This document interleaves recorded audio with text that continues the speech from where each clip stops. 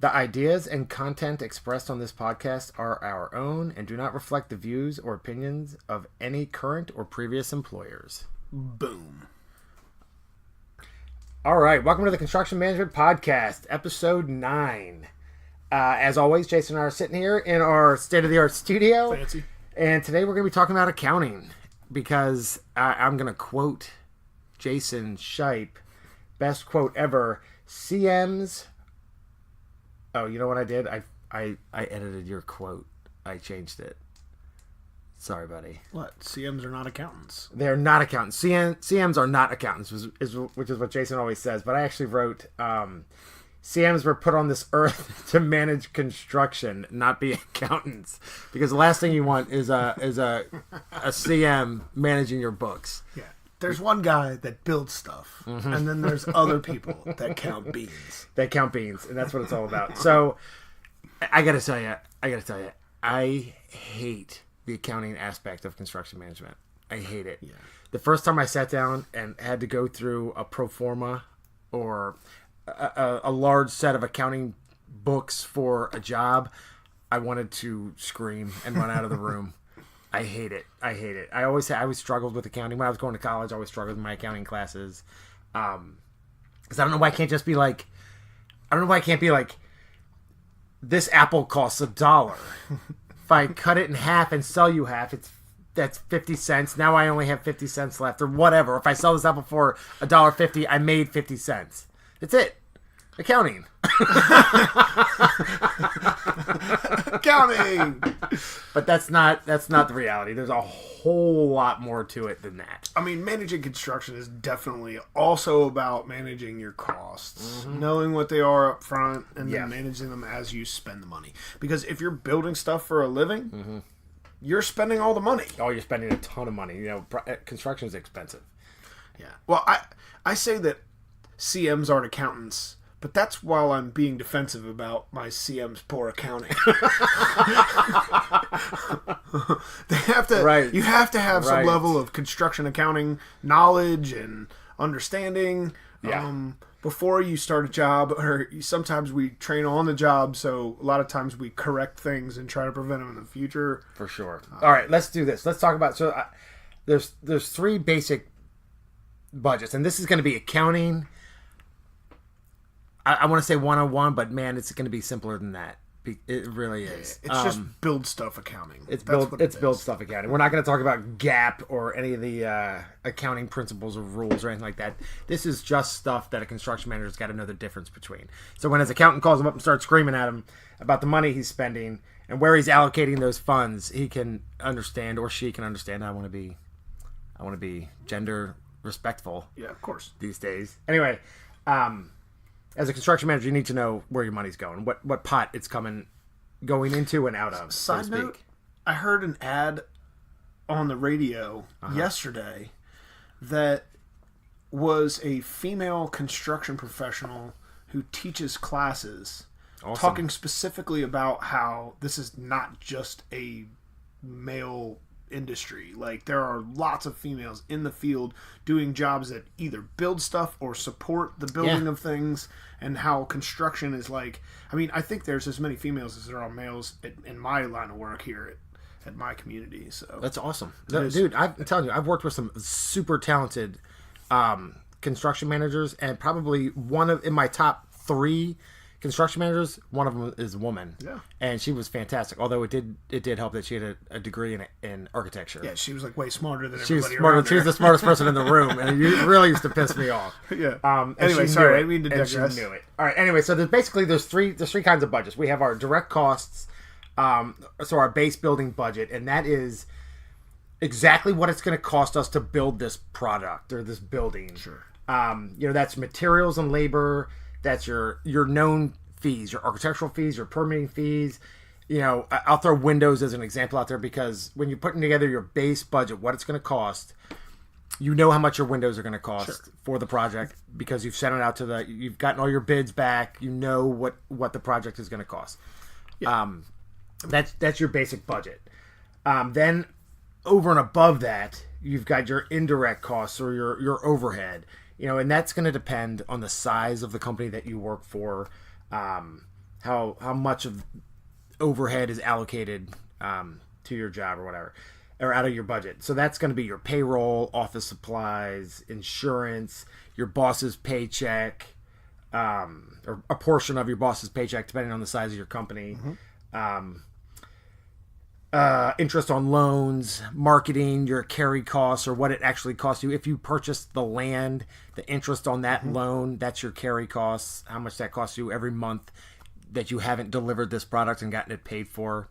Those are your kind of indirect costs or your overhead costs. And then you've got the tricky one, and that's your extraordinary budget. Those are your surprises when you start the job, or things that you didn't expect to have to pay for, or additional fees.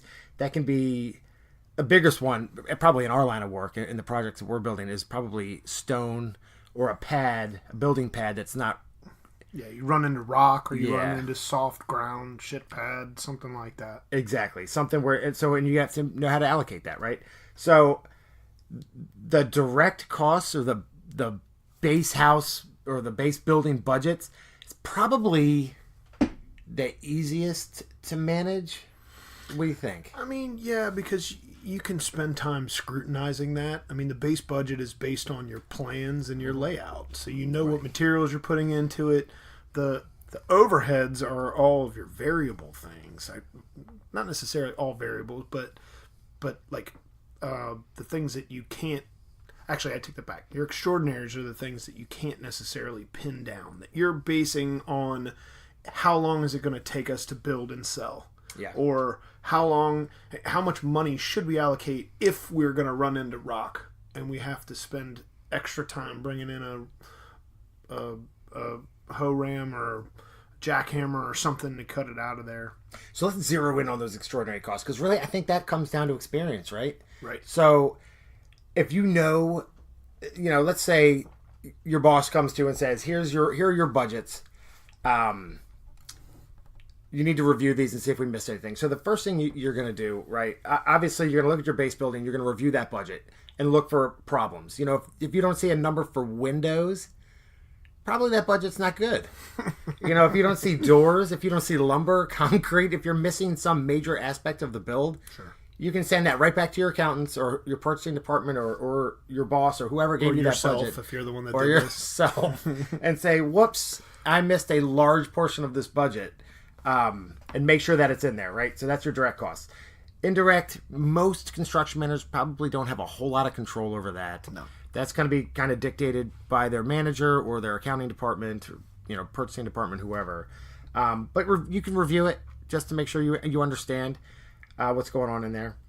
But those extraordinaries, that's the most important one. That's where construction management experience really comes in. So we were talking about stone. So if we build in the same geographical region all the time, or the same community, if you're building homes, you're going to get a feel for what's under that dirt. Mm-hmm. Your land development guy or whoever you bought the pad from is going to say, here's your pad, you're good to go. Typically you're going to know, I'm going to dig down 3 inches and it's going to be shale, so I'm going to have to pay somebody to bust all that out, or whatever. That's kind of an exaggeration, but you get the idea. So you need to take that and say, you know what, before we start this project, I'm going to need an extra $1,000 for excavation because I know I'm going to hit rock as soon as we start digging. Mm-hmm.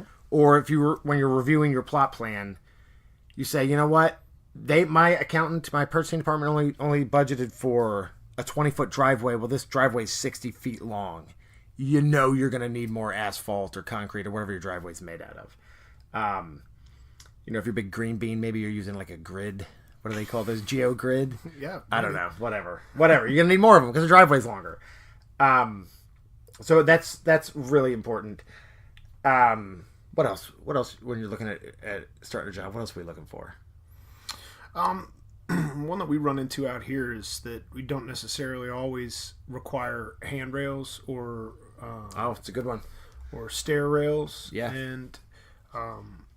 So if you're building, I mean, the idea with the extraordinaries is that I could take the exact same plan and I could build that plan in 3 different places and have 3 completely separate set of extraordinary costs. 100%. If one of them is on a slope front to back, you're going to have, let's say 10 stairs coming out of your front door because the yard is high in the back and super low out near the street in front. Yep. And if you're basing all of your, your base house numbers on a contract that has 1 stair coming off of a concrete porch, and then all of a sudden you have to pour 10 stairs, costs an extra $1,000 or whatever. Yeah. That's something that would fluctuate. And if the code requires, maybe the rails on the front. There's a good example. That's a great example. So, and we'll get into grading and what to look for in next season.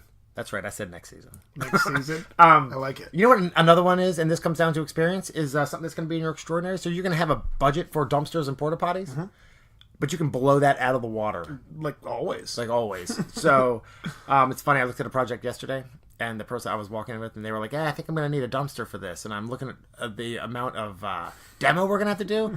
And I was like 5 dumpsters. That's exactly what I said to her. I was like, this is going to require at least 5 dumpsters. Yeah. And they looked at me, and they're like, you think so? And I'm like, but they're big, like a truck. Yeah, but you can put a lot of stuff in there.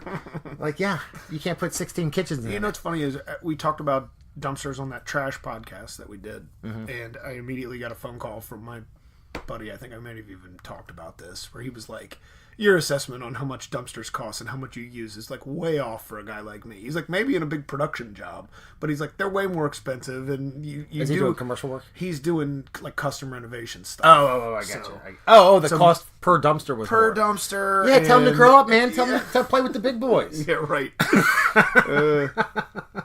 I know. Anyway, so that's when I don't want to get too far off on extraordinaries and all the different aspects, but those are the budgets that an experienced construction manager is going to look at and say, I need more money for this. It's very important that we capture those costs at the beginning of the job or before we sell the job so that we understand where we're going to spend money. Because what we don't want to do is say, hey, we're going to make, just an example, 10% on this job. And then because of all the extraordinaries, it's 5%. That tends to get people upset. It happens. So we got all these different budgets, and the big question is, how do you keep track? And this is where I get lost in accounting. Not lost, but how do you keep track of it? I am dyslexic. We've talked about that. Maybe not on this podcast. I may have just told the world. Anyway, so I see all these numbers and they start spinning around in my head, especially 9s and P's, even though I know that P is not a number. In my world, sometimes it is. Anyway, so how do we keep track of all this stuff? So we've got, with every job, so you've got a series of, I don't know how you categorize these, but you've got job numbers, right? So if I'm building, I'm just going to use a house as an example. I work for a company, there's 10 houses, they're all under construction at the same time. My project is called, is in accounting speak, it's project number 0012, right? So every bill that I have is going to be attributed. I'm going to put that job number on that bill so that when I send that bill into my accounting department, or if I'm, just building for myself, I can keep track. House number 4, or no, wait, so 12. So job number 12, everything I build on there, maybe there's 2 houses. So now I have job number 12, 1 and 2, because I'm building 2 houses. So now as the bills come in, I need to make sure that I include this 12. This bill needs to be paid to job 12, house number 1. Right. It's super important. So that's like phase 1 of how to keep all these straight. That way, at the end of the job, we look at it and we say, okay, how profitable was job number 12? Well, we budgeted $100 to build house number 1, and our bills were $100. Perfect. Job number 12, house number 2, we budgeted $100, and our bills were $500. That's a problem. So now we know next time we sell house number 2, we need to charge more than $500 if we're going to make any money, as long as all those bills are legit. Sure, and that seems like it might be overkill on a job where you're only doing 2 lots, let's say, 2 houses. Do we have a single accountant that would say that's overkill? No, it's not at all. And the reason why I was going to say that, even though it might not make sense to do your accounting like that, even if you're only building a couple houses a year. Yep. Historically, you're going to want to look back on that stuff and see I what you're... gotcha. Because a lot of those costs where you're guessing at what an extraordinary cost is going to be, I mean, I don't know about you, but I love an average to judge what I think the future is going to bring. I mean, nothing tells the future like the past. So, I mean, if I can say, hey, look, I built 10 houses and I had an average of $500 worth of extra rock that needed to come out. Some had 0, some had 1,000, but the average is 500. It might give you a better indication of what to budget for that extraordinary. Absolutely. So let's make this a little bit more complicated.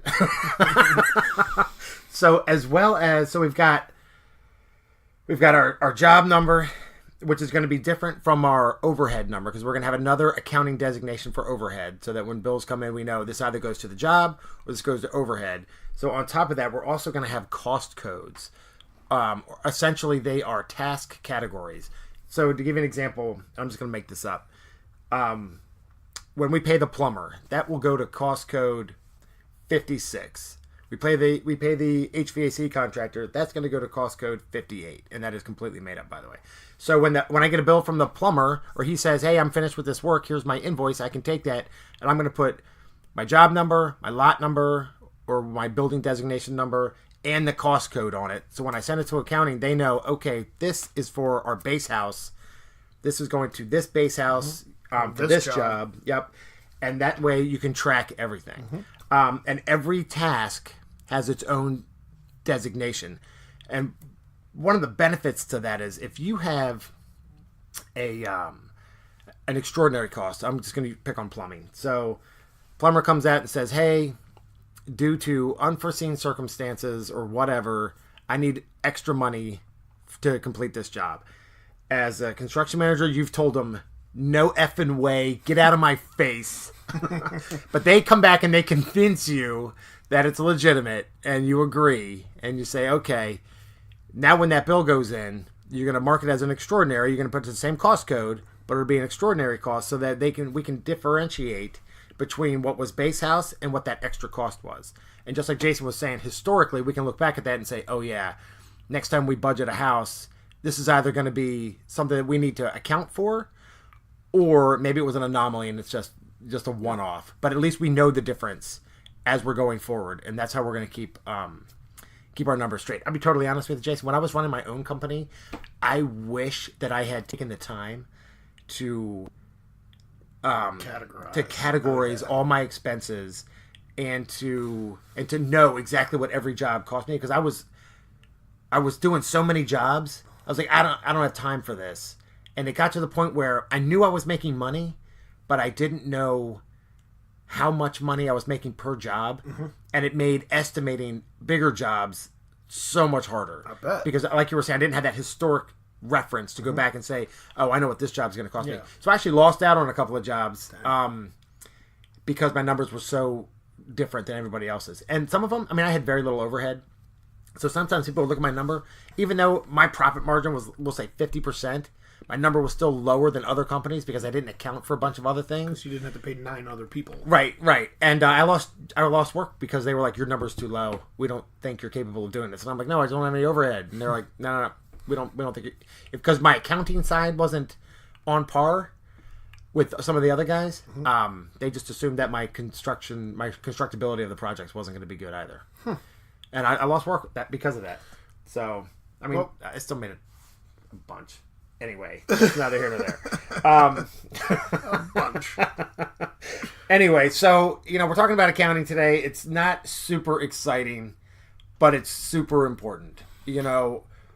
Knowing where the money is going and how to allocate that money will separate a good construction manager from a great construction manager. Definitely. Because that is how you're going, just like I was just talking about losing jobs, that is, when they have important projects, big projects, or they're looking to promote somebody, they want to find that construction manager that truly understands not just the constructability of the project, but the accounting aspect of it. Where are these dollars going? Because depending on the size of your company, if you've got shareholders at your company, that accounting aspect is critical And your company is legally bound. I mean, honestly, every company is legally bound to have good accounting, but it's a whole different level depending on the size of your company. But understanding the numbers can make or break your job. I've got an example actually. Happened in recent past here, but we have like a base house number. It's a sale price for an item, and then we'd sell like options. Let's say extras. Would it be an addition or an upgrade of some kind? Hey, here's your base flooring, but we can upgrade your flooring to a higher quality for this amount of money. Each one of those options has an option number. Okay, and you talked about cost codes. Let's say you add a porch on the back of a house. Okay. That option number for that porch is going to have a whole bunch of cost codes depending on the number of trades that are required to do something to build that porch. Let's say it's the roofer gets some money, the framer gets some money, the concrete guy gets some money, the electrician, the siding guy. Okay. Just for the sake of argument. And what we have seen happen is that if you don't know how to use your software, or maybe you do know how to use it, but you don't know the intricacies of it, the details, how you can kind of dig in a little bit and look at, it's not just checking the task off on whatever electronic program you have. You can dig in, and look at the breakdown. So there was an option that had been purchased to go on a home, and the construction manager wrote or entered a purchase order to pay one of the subcontractors that was asking, hey, I haven't been paid for this. You got to pay me. Yep. So he said, all right, how much is it? He checked it. It was good. And he entered it. Well, then it gets to accounting, and the accounting department is saying, whoa, actually it was purchasing. It didn't even get through purchasing to get to accounting. Said, whoa, that's already been paid for. I'm going to cancel this. And the question that I got was, where do I go to see that before I just mistakenly double pay somebody? And it was interesting because it's something that I've done because I was a project manager for a while, so I was kind of involved in all that stuff. But I was super important guy. Well, yeah, very important. No, but I mean, that was something that I was directly responsible for, so I was cognizant of it. Yeah. I just showed him where to do it. Hey, look, here's how you go. Here's your base house number for that, and then there was the option fee. Gotcha. And so you didn't actually have to put it in, and here's how you check it. And that way, a little bit of knowledge goes a long way, stop you from double work later. That's a super boring story, Jason. Thanks. But it's important. It's accounting. It's accounting. Accounting is super boring. I hate it, but it's very important. All right, so we're just to recap real quick. So you got your direct costs, your indirect costs. So direct costs, what it costs to build the product. Indirect costs, that's your overhead stuff. That's your insurance, your boss's paycheck, that sort of thing. You've got your extraordinary costs, things that pop up that you don't necessarily plan for, but you need to, that's where the experienced construction manager comes in super handy. You got to keep track of all of it. So you got job numbers, you've got your cost codes. It's critical that you understand where this money is going. And I'll give you just a really good example. Years ago, I had a guy, he was trying to hide some money. He was trying to hide some bills, and he had porta potties. He had like doubled his porta potty budget or whatever, and he had this plumbing bill. And he actually saved money on plumbing, and he was like, hey, and he grabbed his plumbing cost code and he put it on these porta potty bills. And I said, what are you doing? I mean, it's kind of the same thing. Kind of. And he was like, hey, I went over on this one budget, so I'm going to take the money from here. And I said, no, you're not, dude. Because just like you were saying, the historical data, you start skewing your numbers like that, you're not going to get a good... That only protects you from yourself or your own company. Well, it doesn't actually help you in the long run at all. It's still the same dollar amount going out. It is the same dollar amount, but you may lose other jobs because you may say, you know what, it costs us so much in plumbing for this job, we're not going to do it. Historically, we spent this amount of money on plumbing, and really half of it's just porta potties. It's half of it's porta potties. More than half of it was an astronomical number. I was like, dude, I was like, bro, what are you doing to me? Anyway, so just remember, keep it straight.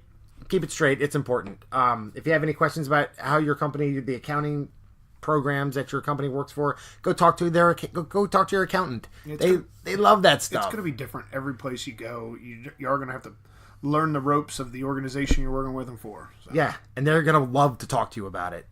It's super boring. They're going to love it. Wait for somebody to come and ask them about. Awesome. All right, everybody. Thank you so much. Really appreciate you listening. We've gotten just great support. Season 2 is coming up, and we are going to get super technical on you guys. Season 2.